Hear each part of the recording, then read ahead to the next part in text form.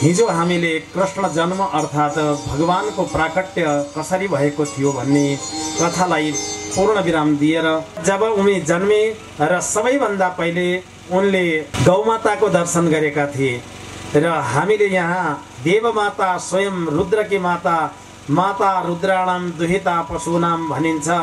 वास्तवमा नेपालमा पाइने यस भूमिमा पाइने र शुद्ध चोखो गौ जसलाई हामी र अलौकिक गाईको रूपमा पनि भन्दछौँ, त्यो गाईलाई हामीले ल्याएका छौँ र त्यसको दर्शन हजुरहरूले गर्नुभएको छ। ती स्वयं भोलेनाथकी आमा रुद्र भनेर भनिएको छ।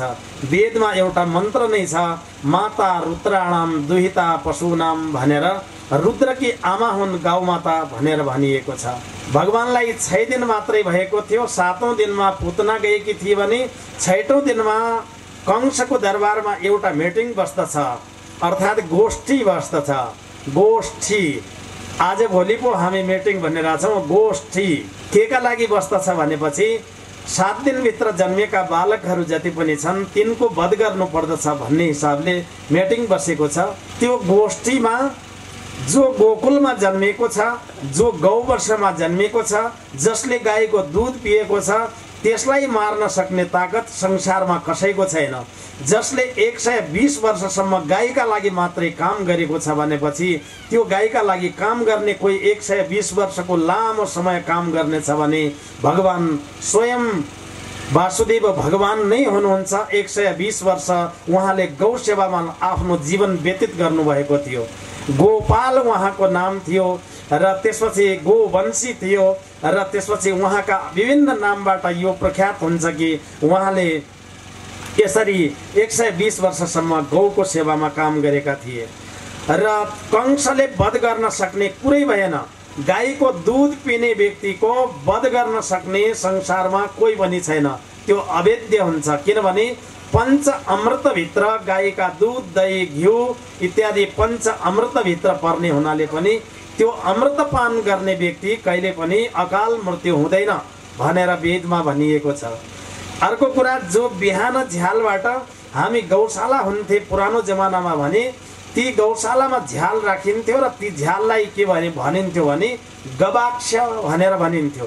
संस्कृतमा गवाक्ष भनेर झ्याललाई भनिन्थ्यो। गव भने गाई, अक्ष भनेको आँखा।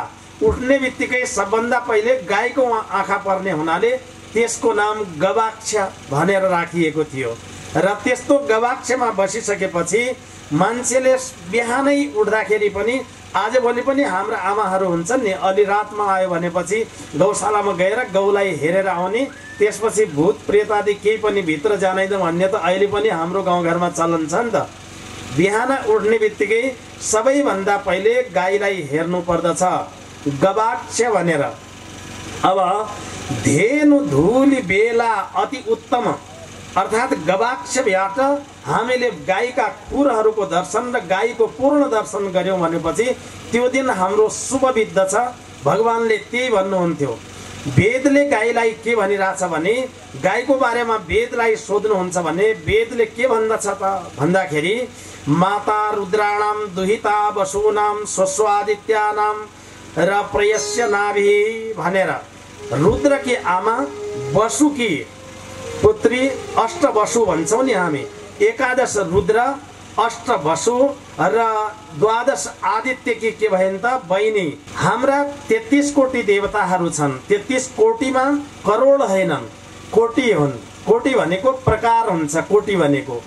जस्तै उदाहरणका लागि 11 रुद्र 11 भइसके र अष्टवसु 8 त्यो पनि जोड्नुहोस् र त्यसपछि 12 आदित्य 12 त्यो जोड्नुहोस् र अश्विनी कुमार इष्ट देवता र कुल देवता गरेर हाम्रा कति हुन्छ र 33 वटा देवताहरू 33 प्रकारका देवताहरू हुन्छन् र त्यो 33 प्रकारका देवतामा 11 रुद्रकी गाई आमा हुन् र त्यसपछि अष्टवसुकी पुत्री हुन् र त्यसपछि सूर्य 12 आदित्यकी के हुन् त बहिनी हुन् र इष्टकुल देवताकी त साक्षात माता नै हुन्। त्यसोस्ले गाईलाई सबै 33 कोटी देवताको त्यसै गाईको प्रत्येक शरीरमा के छ त वास भएको छ। वेदले त्यो कुरालाई पुष्टि गर्दछ। वेदको मन्त्र नै हो यो। वेदलाई यदि गलत मान्नुहुन्छ भनेपछि गाईलाई छोड्नुहोस्। जसले गाईलाई सडकमा छोडेको छ र त्यसको त कुनै प्रायश्चित गरेर पनि प्रायश्चित हुनेवाला छैन। दिनेवालामा दुने र त्यसपछि सडकमा छोडिदिनेहरूका लागि यो गवाह छ, किनभने भगवान श्री कृष्णले 120 वर्षसम्म गाईको सेवा गरे। माता रुद्राणाम दुहिता वसुनाम स्वस्वादित्यानाम न प्रत्यक्ष नाभि। सन्तोष दिने आमा गौ आमा हुन् र गौ आमाको दुग्ध। अब गाई मातालाई वेदले के भन्छ हाम्रो र गाईले गीतामा के भनिएको छ। अब वेदको मन्त्र त मैले भने, गाईलाई गीतामा के भनिएको छ त, गवाम मध्ये बसाम्यहम भनेर। गावो मे अग्रत सन्तु गावो मे सन्तु पृष्ठत। मेरो अगाडि पनि गाई हुन्, मेरो पछाडि पनि गाई हुन् र मेरो सामनेमा पनि गाई हुन्। यदि म मर्नु पनि छ भनेपछि गाईको बीचमा मर्न पाऊँ भनेर भगवान श्री कृष्णले गीतामा भनेका छन्। यो कसको भयो त, गीताको। अब 100वटा उपनिषदहरूमा के भनिएको छ भने सर्वोपनिषदो गावो भनेर भनिएको छ। सबै उपनिषदहरू गाईको स्वरूप हुन् भनिएको छ। 100वटा उपनिषद छन् जो, र ती सबै गाईकै स्वरूप हुन् भनेर भनिएको छ। अब रामायणको कुरा गर्नुहोस्, मैले सबैको कुरा लैजाइरहेको छु। गाईका प्रमाणहरू यति छन्। गौ कथामा रामायणमा भनिएको छ राम कथा कलि कामद गाई। रामायणले, तुलसीकृत रामायणले के भनिएको छ भने राम कथा कलि कामद गाई। गाई नै सबै कुरा हो। जुन पन्थमा हामी हिँडिराखेका छौँ त्यो ग्रन्थ पढ्यौँ भने सबै पवित्र पार्ने एउटा गाई हो। अब हामीले यसलाई समसामयिक चर्चा गर्दाखेरि आमा शब्द छ, गाईका लागि के शब्द प्रयोग हुन्छ त, माँ भनेर भन्दछौँ हामी। उसले बोल्ने बेला पनि आमा भन्छ। कति प्रेमको शब्द छ। बच्चा सबैभन्दा पहिले के आवाज निकाल्छ त, जब ऊ बोली उसको आउँछ भनेपछि भगवान कृष्णले सबैभन्दा पहिले बोलेका थिए माँ। भगवान कृष्णले कुनै कसैको बच्चा पनि सबैभन्दा पहिले बोल्दछ भने के भन्दछ त, माँ। माँ प्रतिष्ठा गौस्तम स्वास्ति। माँ शब्द जो छ प्रतिष्ठित शब्द हो। यो अहिलेको होइन, पहिलेदेखि नै माँ शब्द चल्दै आएको हो। बालकले बोल्ने पहिलो शब्द पनि माँ शब्द नै भएकाले गाईको सेवा भगवान कृष्णले गर्न हामीलाई सिकाए। अब भन्नुहोस् गाई के हो त भन्दाखेरि गाईलाई हामी के भन्दछौँ त, माँ। र वेदले गाईलाई के भन्दछ, माँ। पुराणले गाईलाई के भन्दछ, माँ। उपनिषदले गाईलाई के भन्दछ, माँ। र ग्राम्यादि देवताहरूले गाईलाई के भन्दछन्, माँ। महाभारतले गाईलाई के भन्दछ, माँ। र तर नेपाल सरकार आज के भनिराखेको छ, पशु चौपाया। गावो न पशवः। गाई पशु होइन। हाम्रो सरकार के भनिरहेछ भने छाडा पशु चौपाया। सक्दैन। आज विदेशीका डलरहरू खाएर हाम्रो आस्थाको प्रतीक हाम्रो गौ मातालाई जो दुख दिने काम भइरहेछ, सरकारले चाह्यो भने 1 मिनटमा गाईलाई के गर्न सक्छ भने गवाभित्र राख्न सक्दछ। सरकारले चाह्यो भने के सक्दैन। सबैले यसमा समर्थन गर्नुपर्छ। हाम्रो यस यज्ञबाट गाई पाल्नेछौँ र गाईलाई पशु भन्न मिल्दैन। गावो में अग्रत सन्तु गावो में सन्तु पृष्ठतः। म गाईको बीचमा बस्न पाऊँ, अगाडि पनि गाई हुन् पछाडि पनि गाई हुन् भनेर हाम्रो गीताले र भगवानले भनिसकेपछि यो गाईलाई पशु भन्ने सरकारलाई धिक्कार छ। हामी सबैको धिक्कार छ। बोलिए गौ माताको। गाईलाई गौशालाबाट निकालेर सडकमा छोड्ने व्यक्तिको कुनै प्रायश्चित हुँदैन। त्यसमा केही गरे पनि कहीँ गएर पनि केही हुँदैन। कसैले पनि त्यो अन्यथा नसोच्नु होला। र हामी जसले छोडेका छौँ त्यसले सोच्दा हुन्छ उसले चन्द्रायण व्रत गरेर जति दान गरेर पनि गौ छाड्नेवालाको हुँदैन। अब हामीलाई षोडश संस्कारहरू हामी गर्छौँ। षोडश संस्कार गरिराखेका छौँ भने सबभन्दा पहिले हामी के गर्छौँ, गर्भाधान संस्कार के चाहियो, गाई। पुंसवन संस्कार के चाहियो, गाई। सीमन्तोन्नयन संस्कार के चाहियो, गाई। श्राद्ध गर्यो के चाहियो, गाई। देवता पुज्यो के चाहियो, गाई। र त्यसपछि तर्पण गर्यो के चाहियो, गाई। यज्ञ गर्यो के चाहियो, गाई। र गोठबाट निकाल्यो के चाहियो। त्यो हुन सक्दैन कहिले पनि। प्रत्येक कर्महरू गाई नभइकन हाम्रो हुँदैन। अब भन्नु होला धार्मिक रूपले मात्रै यो हो भन्नु होला, धार्मिक रूपले होइन, यो एउटा पौराणिक रूपले र वैज्ञानिक रूपले पनि गाईको गोमूत्रलाई अहिले त जस्तो सुकै अवस्था भए पनि मैले सधैँ भन्ने गरेको छु, कसैको कोही मान्छे हराएको छ, मिलेको छैन भनेपछि एउटा सत्य घटनामा आधारित कथा भन्दैछु म। एक दिन गाईलाई र नील गाईलाई कालो गाईलाई खूब मजाले खुवाउनुहोस् र उसलाई मिठो मिठो भोजन खुवाउनुहोस् र त्यो भोजन खुवाइसकेपछि बिहानी कालमा उठेर त्यसको कानमा आफ्नो हराएको मान्छेको नाम भन्नुहोस्। एक हप्तासम्म लगातार त्यो मान्छे आउनु पर्यो, हजुर गौमाता तोमा भएका देवताहरू सबै सुनिदिउन् भनेर गाईको कानमा फुकी मात्रै दिनुहोस् र हराएको मान्छे पनि मिल्छ भनेर वेदमा भनिएको छ। जसको तालुमा कपाल छैनन् र गुडलाई लगाएर दैनिक एक हप्तासम्म गाईबाट चटाउने गर्नुहोस्, दोस्रो चोटि कपाल आउँछन् भनेछ। दोस्रो चोटि कपाल आउँछन् भनेको गाईको प्रत्येक कुराहरू, गाईका प्रत्येक कुराहरू, गोबरलाई लक्ष्मीको स्वरूपमा मानेर हामी पुजिराखेका छौँ, गोमूत्रलाई सर्वौषधि मानेर पुजिराखेका छौँ र दुग्धलाई हामी के मानेर पुजिराखेका छौँ त अमृत मानेर पुजिराखेका छौँ। यस्तै दहीलाई अमृत मानेर पुजिराखेका छौँ र घृतलाई एउटा शक्तिवर्धक मानेर पुजिराखेका छौँ भने गाईको विषयमा त भन्नै नहुने। अब भगवान भोलेनाथ श्री शैलेश्वरले गाईको स्थापन कसरी गरेका थिए त्यो कथा पनि हामीले जान्नुपर्ने हुन्छ। भनेको भोलेनाथले गाईको पेटबाट आफूले एक अवतार लिएका हुन् जसको नाम हो वृषभध्वज। 108 शिवका नाम मध्ये वृषभध्वज नाम हो। वृषभध्वज आफ्नो ध्वजामा समेत वृषको चिन्ह लगाएर, जसलाई हामी नदिया भन्छौँ नि, नन्दी हो, त्यो अवतार भगवानले भोलेनाथले गाईबाट लिएका हुन्। अब भगवान शङ्करले के भनिराखेका छन् भनेपछि श्लोकैमा छ, महाभारतको अनुपर्वको 66औं अध्यायको 37 र 38 श्लोकलाई हेर्नु होला। कहाँ छ भनेपछि त्यसलाई हेर्नु होला। गाईको बारेमा गावोधिका तपस्विभ्यो अस्मात् सर्वेभ्य एव च तस्मात् महेश्वरो देवो तपस्याभि सहस्थिता भनेर भनिएको छ। किनभने गाईको स्तवन गर्नका निमित्त भगवान भोलेनाथले आफैले पूजन गरेका छन्, माता मानेर पूजन गरेका छन् भने हामी त मानव हौँ। देवता पुज्ने, गाई हटाउने त्यो पनि हुन्छ कहिले। रुखको जडो काटिदिने, त्यसपछि टुप्पोलाई पुज्छु भन्ने, जरो जो छ त्यसलाई पानी हालेपछि पो पातमा आफै आउँछन् र जडोलाई नै सुकाइदिएपछि कहिले पनि गाईको सेवा नगरिकन देवता पुज्छु, गाईको सेवा नगरिकन कन्यादान गर्छु, गाईको सेवा नगरिकन म आफ्ना सूर्यार्घ दिन्छु, जे भन्नुहुन्छ के हुनेवाला छैन। जरो भनेको गाई हो र गाईलाई हामीले लिनु पर्दछ।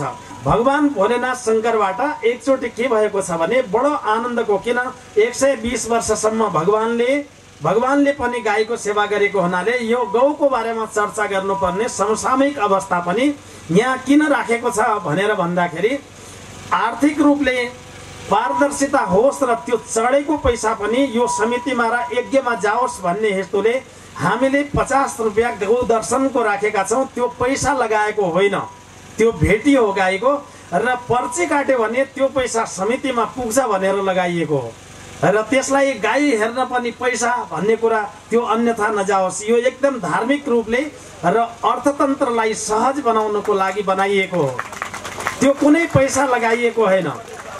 त्यो दर्शनका लागि भेटी हो। तपाईँको भेटी गौमातामा चढ्यो, त्यो गौमाताको भेटी शङ्करजी कहाँ गयो, शङ्करजीबाट सबैलाई भोजन प्रसादको रूपमा गएको छ, त्यो अन्यथा गएको छैन। यसरी बुझ्नु होला। मैले सबै आउने दर्शकहरूलाई र अरू जो गइसकेका छन् उहाँलाई पनि त्यो सम्झाइदिनका लागि मैले सबैलाई अनुरोध गरेँ। त्यो रकम लगाइएको होइन, त्यो त भेटी लगाइएको हो। त्यो भेटी दान पात्रमा हाल्नको सट्टा र आर्थिक रूपले हेर्न सजिलो होस् भनेर एउटा टिकट जस्तो बनाएको मात्रै हो, अन्य त्यसमा कुनै पनि केही कुरा होइन। मसँग 1-2 जना श्रोताले के अरे भन्दै हुनुहुन्थ्यो यो गाईको दर्शनका लागि नभया भए हुन्थ्यो। मैले भने र प्रत्येक साधुको दर्शन र त्यसपछि गौको दर्शन, देवताको दर्शन खाली हात जानु हुँदैन र या त द्रव्य हातमा हुनु पर्यो, या फूल हातमा हुनु पर्यो, या कुनै त्यस्तो फल हातमा हुनु पर्यो र सबैसँग त्यो नहुने हुनाले अहिले सर्वेषु द्रव्य वशा, सबै कुरा द्रव्यको वशमा भएको हुनाले त्यो भेटी स्वरूप लगाइएको हो, त्यसलाई अन्यथा नलिनु होला। र अर्को कुरा भगवान भोलेनाथ शङ्करले गाईको स्तवन कसरी गरेका थिए। एकचोटिको कुरा हो, ऋषिहरूको अनादर भयो, कसबाट भएको छ त? भगवान भोलेनाथ शङ्करबाट भएको छ। किनभने उहाँ विषको प्याला पिउने बेलामा र उहाँले खानेकुराहरू भाङ धतुरो आदि खानेकुरामा उनले ऋषिको अनादर गरिदिए। अनादर गरिसकेपछि त्यो ब्रह्म जलन थियो, ऋषिको श्राप थियो, त्यो श्राप पार्न गर्नका निमित्त त्यो जलनलाई शान्त पार्न सक्ने कहीँ पनि उपाय नदेखेपछि भगवान भोलेनाथले के विचार गरे भनेपछि सुरभि नामको गाईको गर्भमा गएर मात्रै त्यो जलन शान्त हुने भयो र सुरभि नामको गाईबाट भगवान भोलेनाथले पुनर्जन्म लिएर त्यो तापबाट, त्यो जलनबाट मुक्त हुनका लागि, पापबाट मुक्त हुनको लागि सुरभि नामको गाईबाट भगवान भोलेनाथ शङ्करले के लिएको थियो त? जन्म लिएको थियो। त्यही बेला त हामी केही खराब ग्रहहरू भयो भनेपछि गाई गो प्रसव शान्ति गर्छौँ नि, गाईको प्रसव गर्ने हो, तर यो कलिकालमा त प्रसव त हुँदैन, पेटबाट त निकाल्न सकिँदैन। त्यसका लागि के निकाल्या हो? गाईको टाङ छिराउने भन्छन् नि, हो त्यही गो प्रसव शान्ति हो। भगवान भोलेनाथले आफ्नो गो प्रसव गरेका थिए। उनले त जन्मै लिए। नील वृषभत ध्वज भन्छौँ नि, अहिले यो कथा आउँछ नील वृषभत ध्वजको, र त्यो त्यहाँबाट निकालेका थिए। सृष्टि स्थिति विनाशानम, शिवले यसरी स्तुति गरेका थिए कि सृष्टि स्थिति विनाशानम कर्ते मात्रे नभो नभः यातुम रसमये गावै मैया श्वेत भूतले भनेर भनेका थिए। जो सृष्टिको कारण, स्थितिको कारण, प्रलयको कारण एकमात्र गाई छ भने त्यो गाईलाई म नमो नम, मेरो तर्फबाट नमन गर्दछु भनेर तिमी रसमय भावले देवता पितृ र अरू मानवलाई तार्ने तिमी गौमाता हो र हुनुहुन्छ। तिमी यस संसारलाई मधुर स्वर दिनुहुन्छ, गौ सबैकी माता हो भनेर उनले भनेका छन्। शिवले भनेका हुन्, मैले भने होइन। तुम धृति, तुम क्षमा, तुम स्वाहा, तुम स्वधा, यो संसारको सबै चिज तिमी नै हो। गाईलाई शिवजीले भनेका छन्, तिम्रो पूजा जसले गर्नेछ त्यसले कुनै धाम गर्नुपर्ने छैन, मोक्ष हुनेछ भनेर भगवान शङ्करले भने। अब त्यसपछि भक्तजनहरू भगवान भोलेनाथ शङ्करले सुरभि नामको गाईको पेटमा बास गरे र त्यसपछि 9 मासपछि जन्मे, नील वृषभत ध्वज भएर जन्मे। नील वृषभत ध्वज भनेको कस्तो हो भनेपछि राता सिंह भएको, रातै खुर भएको। जो हामी यो एकादशामा गाडाको काम भन्छन् नि, हो त्यसमा बस्तर बस्तरीलाई छोड्ने गर्दछौँ, उत्सर्ग गर्ने गर्दछौँ। हो त्यो शिव स्वरूप भएको हुनाले राता सिंह भएको, राता खुर भएको ल्याउनु होला भन्थ्यौँ नि हामी पहिले। हो त्यो भगवान शिवको स्वरूप हो र त्यो शिवको स्वरूप भएको हुनाले भगवानले त्यसबाट लिइसकेपछि जसले पनि वृषभत ध्वजको के गर्दछ, दर्शन गर्दछ भने त्यसले पुण्यलोक प्राप्त गर्दछ। र बस्तरीको पूजा गरेर जसले आफ्नो एकादशा भनेको 11औं दिनमा केलाई भन्दछौँ, मध्यम षोडशी र उत्तम षोडशी गरेको दिनमा हामीले त्यसको पूजा गरेर उत्सर्ग गर्दछौँ, छोड्दछौँ भने त्यसले नरकगामी हुनु पर्दैन भन्ने कुरा हाम्रा विभिन्न ग्रन्थहरूमा उल्लेख भएको छ। बोलिए गौमाताको। एकचोटि के भयो भने गाईको चरणको धुली हुन्छ नि, जो गाई चरणको धुली भनेको गाईको खुर जहाँ हुन्छ त्यो खुर लागेको ठाउँको माटोलाई गो चरण धुली भनिन्छ। एकचोटि कृष्णले माटो खाएको प्रसङ्ग तपाईहरूलाई थाहा छ नि त। माता यशोदाले डाँड्नु भयो, कृष्णले माटो खाइदियो भगवानले भनेर। आमाले कृष्णलाई सोध्यो, तिमीले माटो खायो? ग्वालवालहरूले त माटो खायो भन्दैछन् नि, तिमीले माटो खायो भनेर सोद्धाखेरि कृष्ण भन्छन्, नाहम भक्ष्यति मामेव, यी सब झुटा हुन्, मैले माटो खाएको छैन। नाहम भक्ष्यति मामेव, मैले माटो खाएन आमा, यी सबै त झुटा हुन्, सब मलाई माटो खायो भनेर भन्छन्। के तिनीहरू सब झुटा बोल्या हुन् त भन्दाखेरि भगवान भन्नुहुन्छ, सर्वे मिथ्या विशिन्सिना, यी सब झुटा हुन्। ल भन्नुहोस्, अब गाईको महिमाको बारेमा यहाँनिर पनि यो गाईको महिमा छ। किन कथा र गाईको महिमा सँगै छ र भगवान भन्नु र गाई भन्नु एउटै भएको हुनाले हामी गाईको महिमालाई जोडिराखेका छौँ। पहिले उनले के भने, मैले माटो खाएन आमा नाहम भक्षति मामेव, के यी झुटो बोल्दैछन् त ग्वालाहरू भनेर सोद्धाखेरि सर्वे मिथ्या विशंसिना, सबै यी झुटो नै बोल्दैछन् आमा। त्यसपछि के खाइस् त भन्दाखेरि गाईको खुरको माटो कहिले माटो हुँदैन, त्यो त प्रसाद हुन्छ, मेरो मुखमा हेर्नुहोस् भनेर आफ्नो मुख खोलेर देखाइदिएका थिए। गाईको खुरको माटोलाई भगवानले लड्डु जसरी खान्छन् त्यसरी खाएका थिए र स्वयं विश्वको दर्शन गराइदिएका थिए। विराट दर्शनको दर्शन भयो। बोलिए विराट महाराजको। गोर धेनु धुरी बेला सकल, धेनु धुरी बेला सकल सुमङ्गल बेला भनेको छ। गौधुलीको बेला हुन्छ नि गाई घर आउने, कहिले पनि त्यो बेलाको लागि साइत हेर्नु पर्दैन। जति बेला गाई दगुरेर घर आउँछ पुच्छर ठाडो गरेर, र त्यति बेला कहीँ जानु छ भने साइत गर्नका लागि त्यति बेला साइत चाहिँदैन। पहिलेका मान्छेहरू ब्राह्मणलाई नपाए पनि गोधुलीको साइतमा झोला सारेर यताउति जाने गर्दथे। अर्को कुरा, गोधुलीको महिमाका बारेमा व्याकरणमा एउटा सूत्र छ, पढ्ने गुरुहरू पनि छन्, संस्कृतका हाम्रा विद्यार्थीहरू पनि छन्। व्याकरणमा एउटा सूत्र के छ भनेपछि रलयो अभेदत्वात् भन्ने छ। व्याकरणमा पढ्या होला 10 मा पढ्ने विद्यार्थीले। रलयो अभेदत्वात् भन्ने एउटा सूत्र छ। र र ल मा कुनै भेद छैन भन्ने यसको अर्थ हो। र र ल मा कुनै भेद छैन भनेर रलयो अभेदत्वात् भन्ने एउटा सूत्र छ। त्यो सूत्रलाई हेर्ने हो भने र र ल मा कुनै भेद छैन भने मान्छेको रेखा भन्छौ नि जो, यो यसलाई कसैले लेखा पनि भन्छन्। लेखी भन्छौ नि, मान्छेको त मेरो त भाग्यमा लेखेकै यस्तो रहेछ भन्छौँ, र मान्छेको रेखामा यस्तै लेखेको रहेछ वा लेखामा यस्तै। रलयो अभेदत्वात् सूत्र इति सूत्रेण र स्थाने ल स्यात् ज्ञातवान् सर्वे बटुकः। रलयो अभेदत्वात्, र र ल मा कुनै भेद छैन। जहाँनिर र हुन्छ त्यहाँ ल पनि आउन सक्छ र ल को ठाउँमा र पनि हुन सक्दछ। यो रेखा होइन, चानामा 3 वटा रेखाहरू हुन्छन्। यो रेखा होइन, लेखा हो। र जसले गाईको खुरको माटोलाई बिहान बिहानै यी 3 औँलाबाट त्रिपुण्ड लगाएर त्यो रेखामा लगाउँछ भनेपछि त्यसको भाग्य त स्वयं खुल्दछ।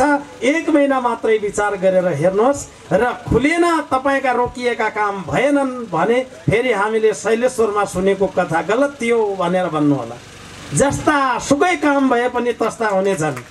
रलयो अभेदत्वात्, म प्रमाण सहित दिइरहेको छु, कसैलाई भुल्याउने काम गरिरहेको छैन। हाम्रा 3 वटा रेखा यहाँ छन् र 3 वटा मणिबन्धमा छन्, 3 वटा कण्ठकुपकमा छन्, र यी मस्तकको रेखामा हामीले गौधुलीको चरणलाई हामीले दैनिक लगाउने गर्यौं भने रोकिएका कामहरू ग्रह पीडाबाट मुक्ति पाइन्छ। बोलिए गौ माताको, आनन्द कन्द भगवानको।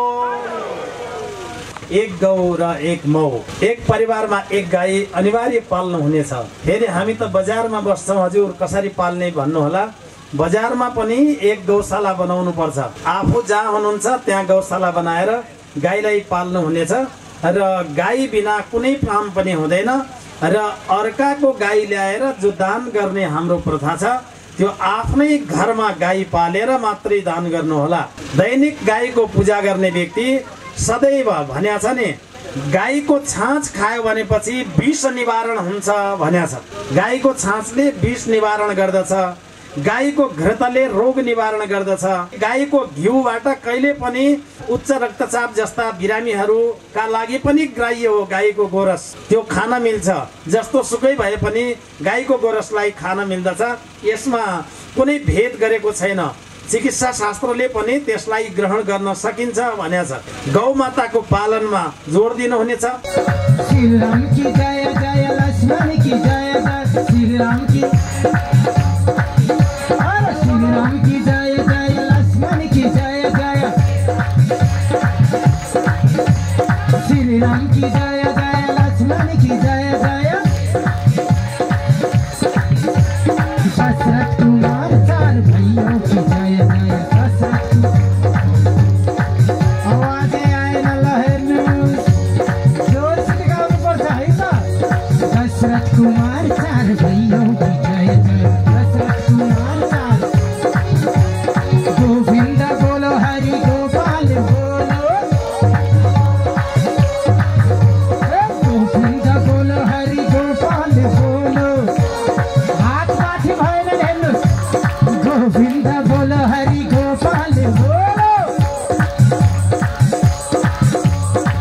रमण हरि गोविंद